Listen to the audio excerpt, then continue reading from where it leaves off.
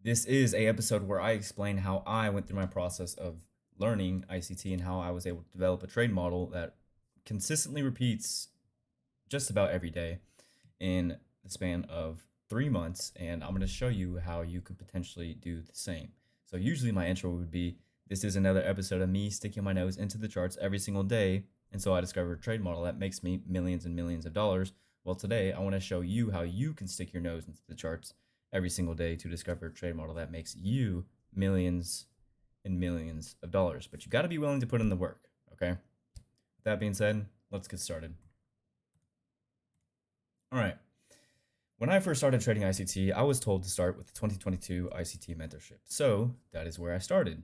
And it was I would say this is the perfect starting point for anybody who wants to start learning ICT concepts because this mentorship is very basic. It's very straightforward, right to the point. You're looking for this, this, and this. And he simply teaches you, all the basic concepts like market structure shifts.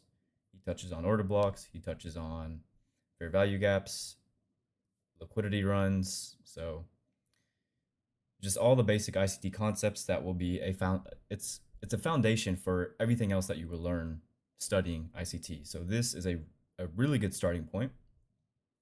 So what I did is I watched the 2022 mentorship twice. I literally ran through it twice. When I ran through it the first time, I finished and I kind of got stuck. I was confused because I ran through the whole thing and I started back testing, but I was still absolutely clueless and I was lost. So I was like, okay, I'm not ready for this. Let me watch it again. So I literally watched it twice. Now, this brings me to my first mistake that I made studying ICT, okay? When you go through these videos, you have to take them one by one. See, what I did was I literally ran through the entire mentorship in a week. Okay, I did it in a week. When he released this mentorship, he did it over a span of multiple months, and I'm here sitting through this thing, running through it in literally 1 week. Okay, it took me 2 weeks to watch this thing twice, which is just an abnormally fast pace. Okay, there's no way you can retain all the information that's being thrown at you from all these videos in 2 weeks. So my advice to you to avoid the mistake that I make is to watch each video one by one. Take your time and go slow, go very slow, okay? Do not worry about how long it's going to take you to understand this. Because if you do, it's just going to put more pressure on yourself and you're going to feel like shit when it's a month or two in and you still don't understand anything, which is totally reasonable. It's totally normal to feel that way in the beginning. In fact, you should feel that way in the beginning.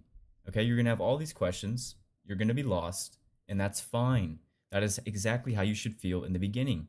Okay, everything has a learning curve, and you have to go through that beginning stage where you're learning how to crawl, where you don't know anything. And it's just a lot of trial and error and a lot of hours and a lot of hard work and consistency. And you slowly work through that stage of your development. But just sitting there and kind of agonizing over how you don't get it at the moment, it does nothing for you. Okay. So don't be mad at yourself if you don't get it after a month. Okay. Let's be realistic. This is going to take you some time. All right. Now, I was able to understand it in 3 months, but I am by no means profitable. But I know that I'm well on my way to becoming profitable following this process. So that's why I want to explain it to you. So, the best advice I could give, one of the best pieces of advice I could give, is watch each episode, take it slow, watch it, and then go find what you learned in the charts, okay? What you don't want to do is make the same mistake that I did and just run through the entire thing at once.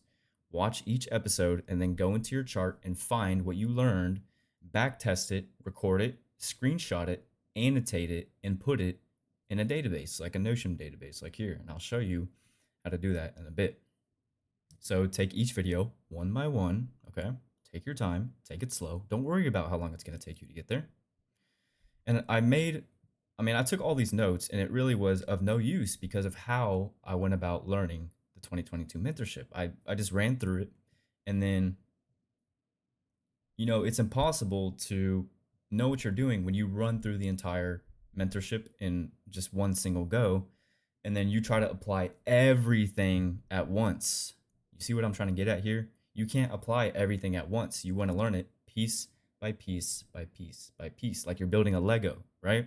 You take it piece by piece by piece by piece, and it eventually you have your creation, okay? So you want to take it piece by piece, go very, very slow.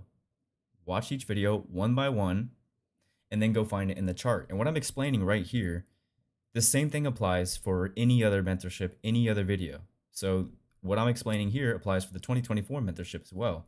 So when we go to the 2024 mentorship, I'm not going to explain this again because I'm explaining it right now. This is crucial. It's crucial that you understand this and have realistic expectations that yes, this is going to take time. And no, I am not going to get it right off the bat because I know you want to understand this right off the bat and you're not going to. And that's hard. And I understand that's hard because everybody feels that. Okay. Take your time, go slow. Trust me. Don't get mad at yourself because you don't get it in a month. All right. So I started with the 2022 mentorship. I made the huge mistake of running through it very fast 2 times and try to throw everything out there, apply everything on the charts at once. Just absolutely failed. Okay.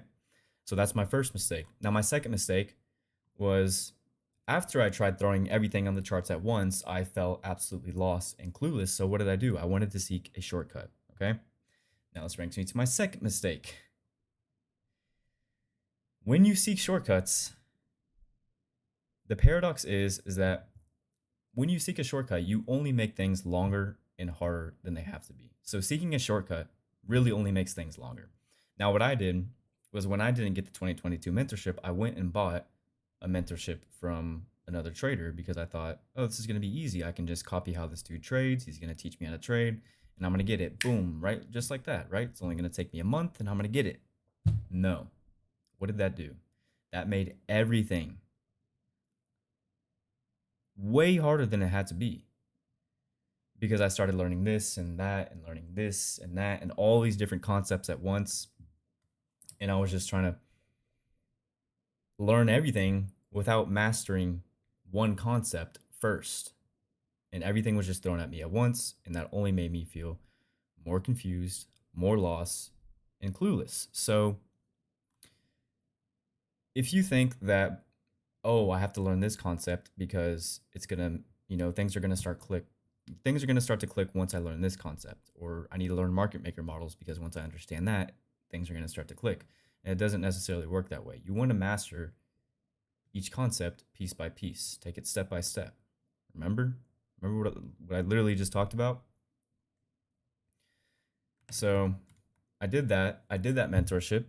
Now that only left me more lost and more confused because it's ironic that when you take a shortcut, you only make things harder than they have to be.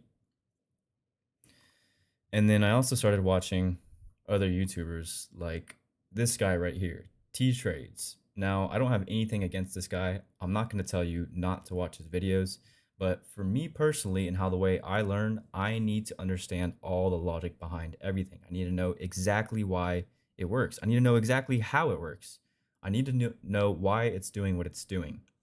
And when you have these other YouTubers like T Trades, they give you very basic, straightforward explanations like this video right here where he explains a daily profile in 9 minutes. For me personally, I can't learn that way because it's just too simple. I need to know exactly why it is doing what it's doing. I need to know all the details and understand the logic behind it. But when you have these short 5-minute trainers, you don't get the logic behind it. I mean, look how short all these videos are, right? So this is in parallel to what I literally just explained. When you try to seek shortcuts, you only make it more difficult and harder than it has to be. Now, when I started watching other YouTubers with these short little videos, I thought, I don't have to put in all the time and the hours from ICT's lectures. I can just go to somebody's YouTube channel like this and learn it in 9 minutes. Well, for me, that only made me more clueless and more lost because there was no logic behind it. The logic was just missing. And for me personally, I can really only understand the logic from ICT himself. So me personally, I couldn't make YouTubers like this where they do the 10-15 minute videos explaining everything. I couldn't make that work for me. I had to understand all the logic behind it. So that led me right back to ICT. Now, I watched the 2022 mentorship, nothing clicked. I got a mentorship, nothing clicked. I started watching other YouTubers, nothing clicked. Everything started to click for me when he came out with the 2024 ICT mentorship. And it was ironic because the day that this mentorship started was the same day that I took my largest financial loss ever in crypto. So, it was kind of like, I guess, a little sigh of relief or kind of like a blessing because everything really started to click when he dropped this. So, this mentorship is for his son. And basically, he lays out a process for his son to follow step by step, start to finish. It's a path to profitability, literally. Okay. So I'm following that. I'm doing everything that he tells you to do. And the first thing that he tells you to do is start at 7 o'clock in the morning, New York Eastern Standard Time, and you look, where is the market smooth? Is it above the marketplace or is it below the marketplace? And then you simply wait for the market to take out that area of price that is smooth, because then it's going to defer to the other side of the marketplace. And you just simply watch that and you record it. So I started doing extensive back testing, simply looking for that thing, right? At the top of each hour, so starting at 7 o'clock, you're going to look for this exact thing. Now at 8 o'clock, you do the same exercise. Where is the market smooth? So you can see that all these highs down here are smooth. This high and this high, they're relatively equal. This low and this low, they're relatively equal. So he told you to exaggerate those annotations and literally drop like a fat line on them. Like you can see my gray lines right here. That's me annotating the smooth areas in price. So these smooth areas of price is where our liquidity is going to be. So this exercise teaches you how to identify pools of liquidity because it's going to be simply where the market is smooth. And then you simply wait for these smooth areas of price to be disrupted. You see how this candle right here trades up into it? These highs get disrupted. So when we see an area price that is smooth and the market makes it jagged, that indicates that the damage has been done and the stops that were resting above these highs have been taken. They are ran out of the marketplace. So we can say that the damage is done here. And he simply outlines the logic that the market moves to areas that are smooth to disrupt them, make them jagged, and then it simply moves the other direction. So the market moves away from areas of price that are jagged and moves to areas that are smooth. And so you simply start doing this exercise where you look for that in the chart through back testing, starting at 7 o'clock in the morning, New York Eastern Standard Time. You wait. Where's it smooth? Okay. Once you identify an area of price that is smooth, you wait for it to engage that area of price, because once it engages that area of price, it's going to go to the opposite side of the marketplace to another area of price that is smooth. So you see how we run from sell side liquidity to then take buy side liquidity. So this is the exercise that you're doing. It's very simple. It's very easy. So we have relative equal lows here. Notice how the market takes the relative equal lows first. And then what does it do? It defers to the other side of the marketplace where these highs are smooth, right here and right here, and it runs those. So this simple exercise develops a very basic understanding of how the market moves from one area of liquidity to the next and how it seeks those sell stops and buy stops. It seeks the sell stops resting below old lows and attacks the buy stops resting above old highs. And when it does that, it simply runs to the other side of the marketplace and does the same thing. So the market seeks areas of price that are smooth and moves away from areas of price that are jagged. And you can see that in this little annotation here. So that's literally all you do. You're going to annotate where's the market smooth, right? And then you wait for price to engage it, and then you observe how it takes it to the other side of the range and does the same thing over and over and over again. So you're just absorbing this, recording it. Leave your annotations in the spaces wherever there's space on the chart. That's where you're going to annotate. So notice how here I annotated leaving smooth highs on the way down. So I went to seek the Judas lower. Run equal lows, run equal highs, then trades lower. Run on equal lows, run on equal highs, then displacement lower with an inversion fair value gap and breaker block. Okay. So you just put your annotations in the charts. And then I do that literally over and over and over and over and over. All right. And then eventually, naturally, you're going to see that your ability to make these observations, it slowly increases over time. And what does that do? That naturally develops a basis for your trade model, because you're going to notice certain things stick out to you. You're going to notice that, oh, I see fair value gaps very clearly, or oh, I see breaker blocks very clearly, or I see inversion fair value gaps very clearly. Now, for me, the PD array that stood out to me was the breaker block as well as the inversion fair value gap. That is what stands out to me. So when I see a breaker formation as well as an inversion fair value gap and a fair value gap, that's something that I would consider a trade model. And that's literally what I look for today. But this all started with doing this simple exercise. So I was able to develop my trade model, all starting with this very simple exercise that I did through backtesting. And then just annotate your charts, right? I like how, and you want to annotate what you like about it, okay? So you want to fluff up your charts and say what you like, say what you love about it. So you see what I said here? I like how price traded into a smooth area, formed another smooth area, ran that smooth area, then showed a bearish reversal pattern.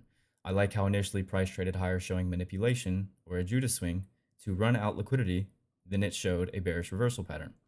I like how price ran equal lows to rock climb its descent, trading back to the inversion fair value gap, then trading lower into equal lows from 7 o'clock. So this is the simple exercise you're doing, okay? Wait for areas of price that are smooth, let them become jagged. You notice how these highs, they're relatively equal, right? What do we do here? We run it out, and then we have a bearish reversal pattern where we have a high, a low, a higher high, and a lower low. So we have a breaker, and we also have an inversion fair value gap here, a fair value gap here. And then what is the market going to seek after we see this bearish reversal pattern? Well, we have clean lows down here. These lows are relatively equal, and these lows are relatively equal. So you're simply doing this little basic exercise, record your observations, and eventually you're going to start developing an idea of what it is that you look for in the market. And that's going to develop a basis for your trade model. So you simply want to do that over and over and over and over. Now, another thing that you're going to record through this process is when it fails, because you have to know what that looks like, right?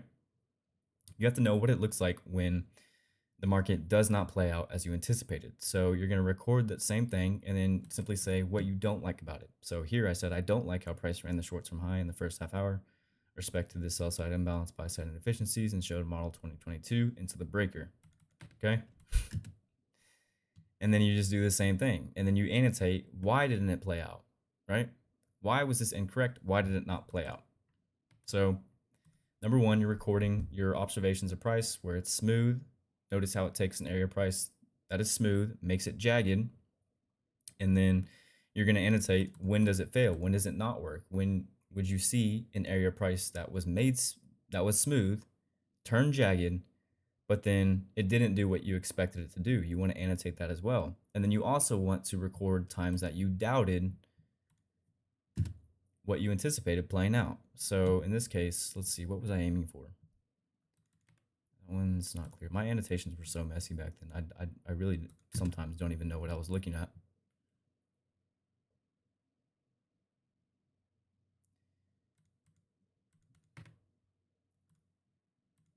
See, over time, you'll get better at your annotations as well.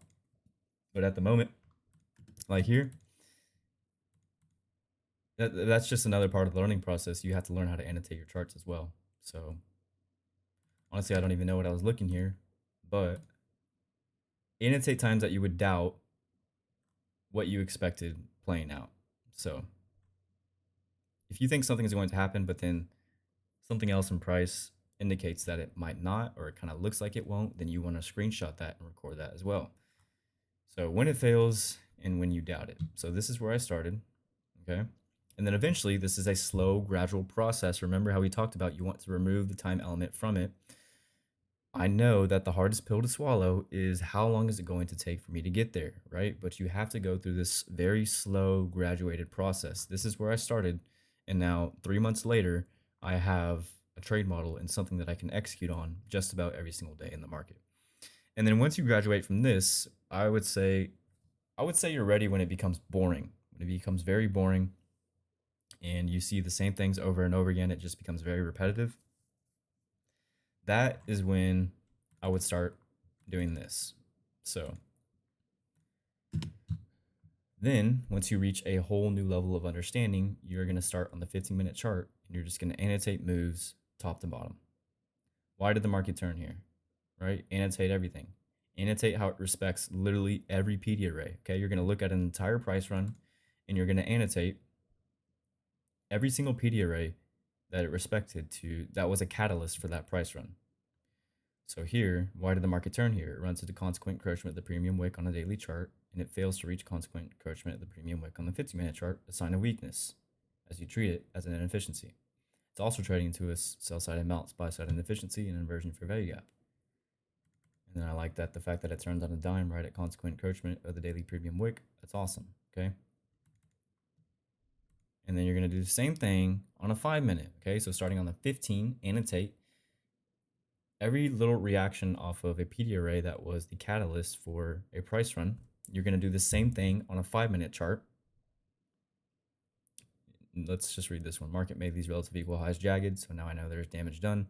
The stops have been ran, and now it'll seek sell-side liquidity or an inefficiency below the marketplace. So we have these smooth highs, made them jagged, okay? Market moves from areas of price that are jagged to areas that are smooth. So these relative equal highs are made jagged, so now it's going to seek a sell side below the marketplace, and I'm annotating that. You see that?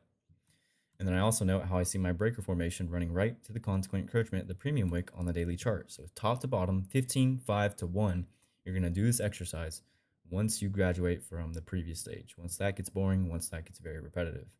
And then just literally just annotate everything, okay? Everything that you see, every observation that you can make with your current level of understanding, you want to put that in the chart. So do that on the 5, the 15, the 5, and the 1. Okay? Dissecting moves top to bottom, 15, 5 to 1.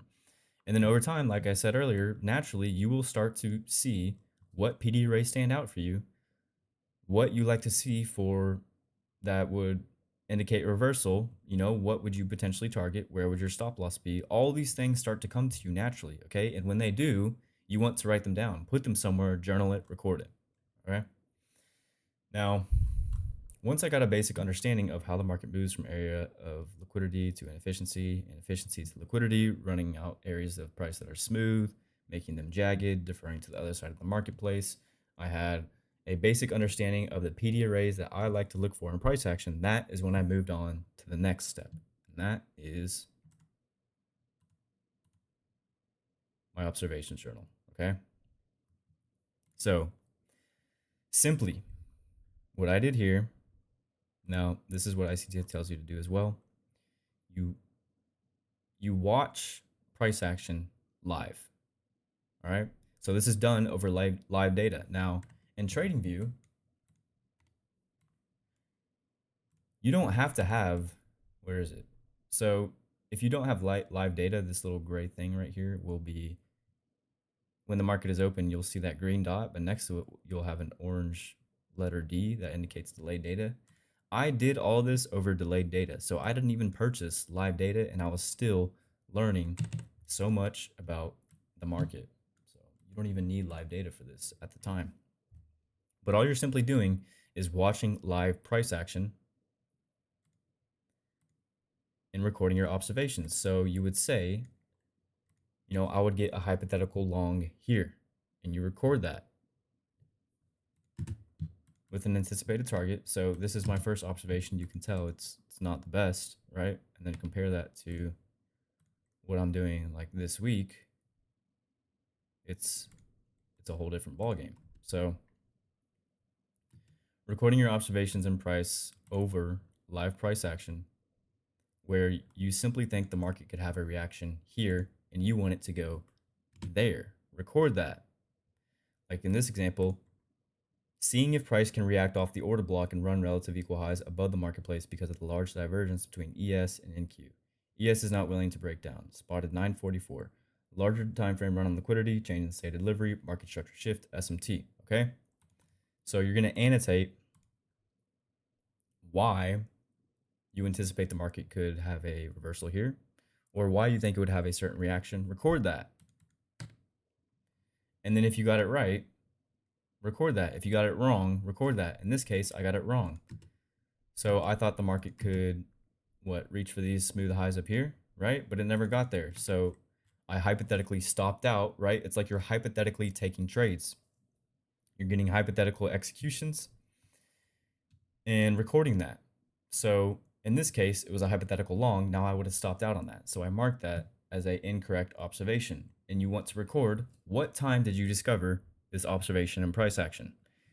How far did it travel in your favor? From the point of your hypothetical entry, how much drawdown did you incur? How fast did it take to begin moving in your favor or stop you out? And how long it took to deliver to your objective or stop you out. These are all metrics that you want to track because they give you a baseline to what you can expect. Now, if I go to the bottom of my database here, if I average these numbers out, then I have a baseline of what to expect, right?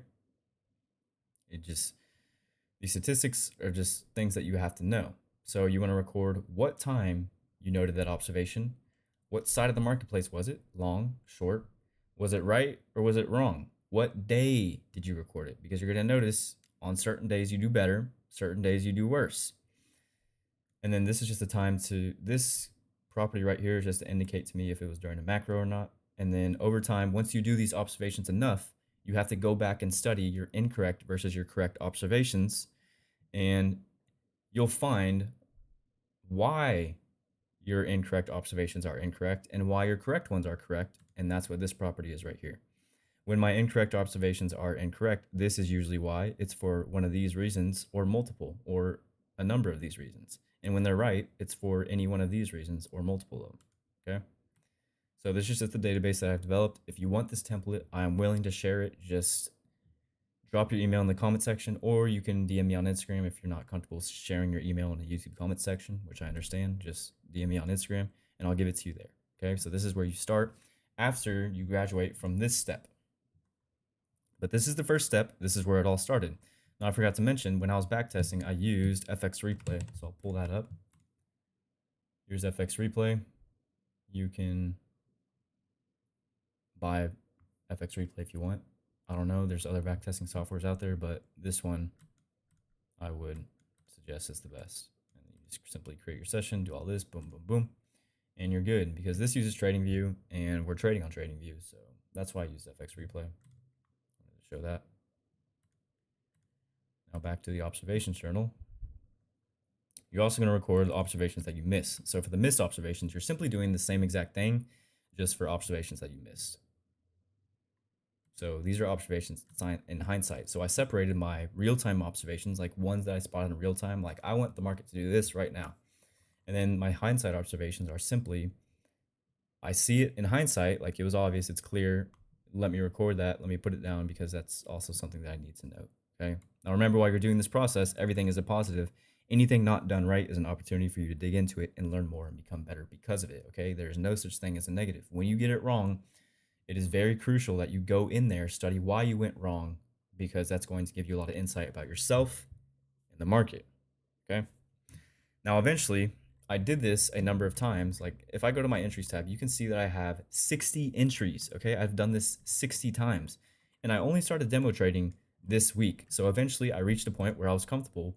Like I know what I'm looking for. I was able to develop a trade model.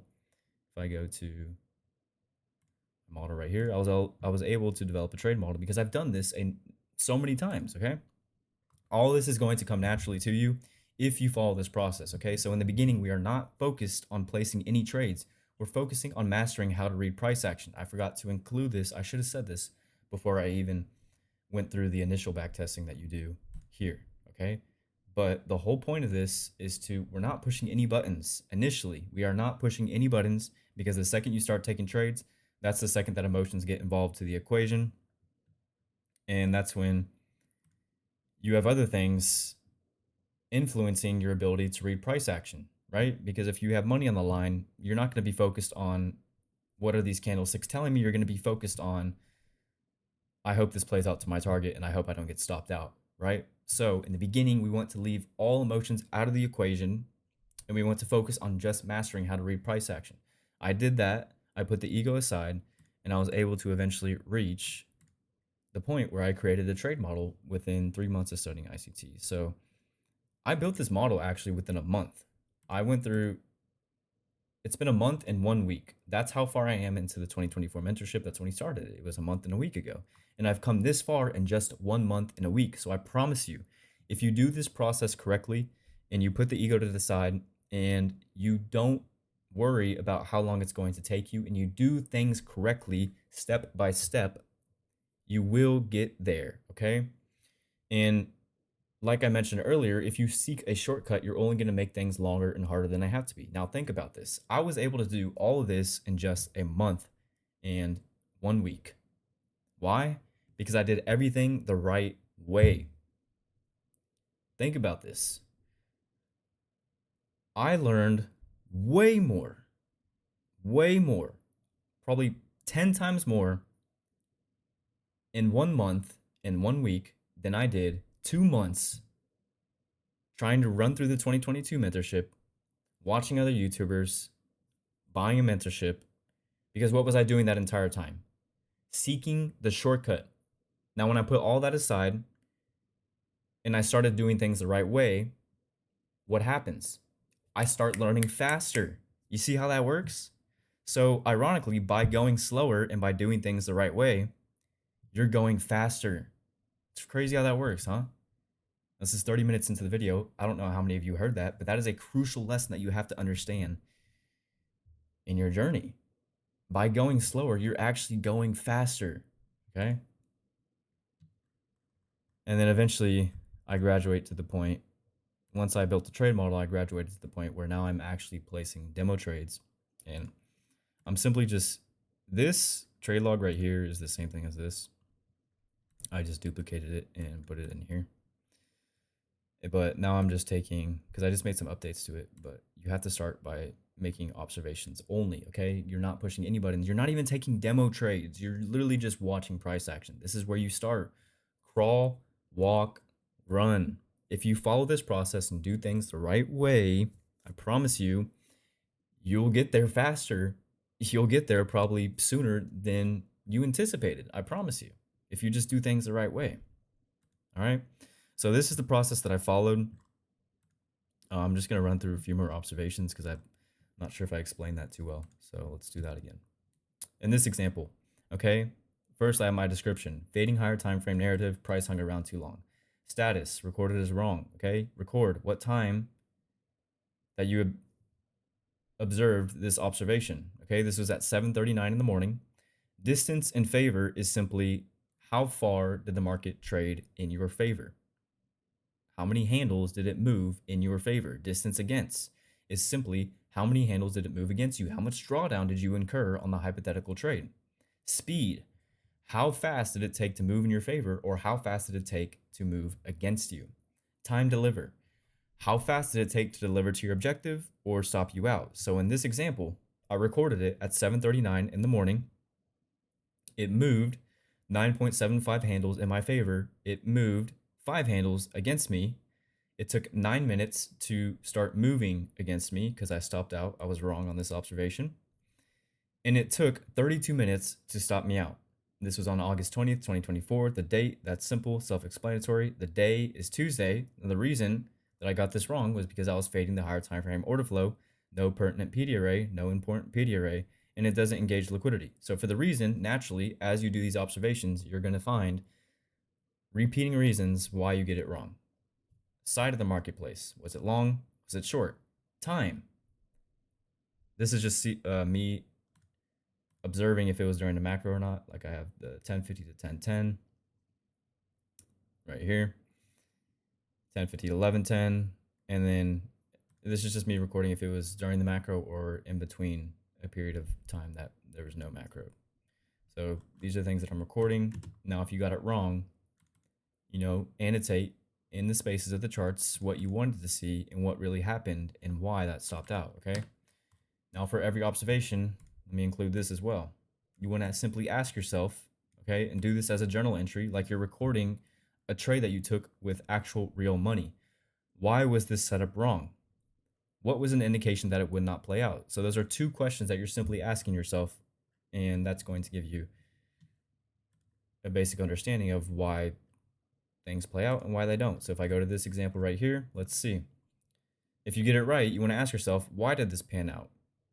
What was an indication that it would pan out? So what did the candlesticks tell you that indicated that this was going to work out? And then write down your hypothetical executions, where you got your entry, and where you would have stopped out, or where would you put your stop loss.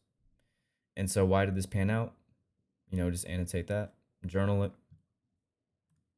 And I didn't want to touch on this I didn't want to go too in depth on this because this video is already 30 minutes long. But if you want me to go piece by piece, I will go piece by piece. But I just wanted to outline my process from start to finish. And it all started with this. And this is where I'm at the point where I'm demo trading now because I feel comfortable doing so. I've identified a trade model. And that's about it. So I hope I didn't miss anything. I hope I covered everything, and I hope this made sense. And I promise you, if you do things the right way, if you take it slow, what you want is going to come your way. I promise you, okay? That's the best advice I could give. I know that you want it now. Take it slow. Please do yourself a favor. Take it slow. Do not seek any shortcuts, and you're going to get there, okay? All right, that's it. Goodbye.